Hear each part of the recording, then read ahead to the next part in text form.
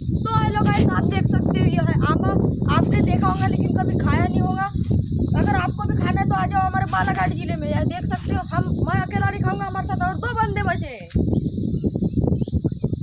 ये कच्चा खाने में लगता है खट्टा, इसलिए खाए लिए हमने नमक और मिर्चा।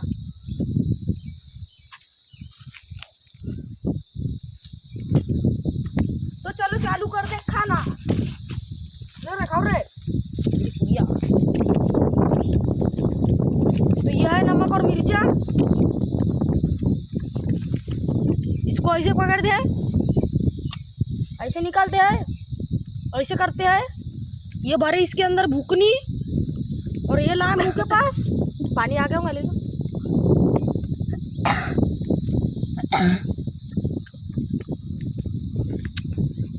यार गवा, इसको बोलते हैं गाँव वालों का देसी जुगाड़।